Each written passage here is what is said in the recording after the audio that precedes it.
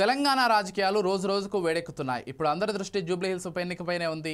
అక్కడ ఏ పార్టీ గెలిస్తే ఆ పార్టీనే వచ్చే శాసనసభ ఎన్నికల్లో అధికారాన్ని హస్తగతం చేసుకుంటుంది అనేంతగా ఈ బైపోల్ మారిపోయింది. ఇక్కడ గెలుపు రానున్న జీహెచ్ఎంసీ ఎన్నికల్లో కూడా ఆక్సిజన్లా పనిచేస్తుందని ప్రధాన పార్టీలు భావిస్తున్నాయి. దీంతో జూబ్లీ హిల్స్ ఉప ఎన్నికల్లో గెలుపు అనేది ఆయా పార్టీలకు జీవన్మరణ సమస్యగా మారింది. తెలంగాణ రాజకీయాలు అనూహ్య మలుపులు తిరుగుతున్నాయనే చెప్పొచ్చు. ఎవరు ఊహించిన విధంగా ట్విస్టులు కనిపిస్తున్నాయి.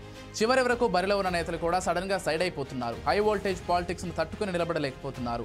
సామధాన దండోపాయాలను ప్రదర్శిస్తున్నప్పటికీ చివరకు షాకులు ఇచ్చి వెళ్ళిపోతున్నారు. జూబ్లీ హిల్స్ బైపోల్ ఎలక్షన్లో పోటీ చేస్తానని చెప్పిన మాజీ మేయర్ బొంతు రామ్మోహన్ లాస్ట్ మినిట్లో మనసు మార్చుకున్నారు. తాను జూబ్లీ హిల్స్ ఉప ఎన్నిక పోటీ నుంచి తప్పుకుంటున్నట్లు ప్రకటించారు. దీంతో అందరూ అవాక్కయ్యారు. ఇక రేసులో ఉంది ఒకే ఒక్కడు, ఆయనే నవీన్ యాదవ్. సీఎం రేవంత్ రెడ్డికి నమ్మినబంటు. కావాలనే బొంతు రామ్మోహన్ తప్పించారా అనే అనుమానాలు వ్యక్తమవుతున్నాయి. ఇప్పటికే ఆ నియోజకవర్గంలో పోటీ చేయాలని భావించిన అజారుద్దీన్కు ఎమ్మెల్సీ పదవి ఆశ చూపించి తప్పించారు. కాకపోతే ఇప్పుడు బొంతు రామ్మోహన్ కూడా ఎలాంటి పదవి ఆఫర్ ఇచ్చి బరిలో నుంచి నిష్క్రమించేలా చేశారనే విషయం మాత్రం బయటకు రావడం లేదు. ఇకపోతే మొదటి నుంచి జూబ్లీ హిల్స్ ఉప ఎన్నిక బరిలో పోటీ చేసేందుకు కాంగ్రెస్ నుంచి చాలా మంది ఆశావాహులు పోటీ పడ్డారు.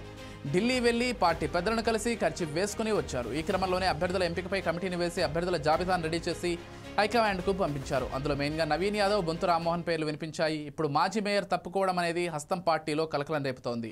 అసలు ఏం జరిగింది? తెర వెనుక మంత్రాంగం ఏమైనా నడిచిందా అనే అనుమానాలు వ్యక్తమవుతున్నాయి. ఇక జూబ్లీ హిల్స్లో కూడా లోకల్ సెంటిమెంట్ బాగా వర్కౌట్ అయ్యే అవకాశం కనిపిస్తోంది. సర్వేలన్నీ సరిచూసుకున్న తర్వాతనే బొంతు రామ్మోహన్ తప్పుకున్నట్లు సమాచారం. ఇక నవీన్ యాదవ్కు లైన్ క్లియర్ అయినట్టే అని చెప్పాలి.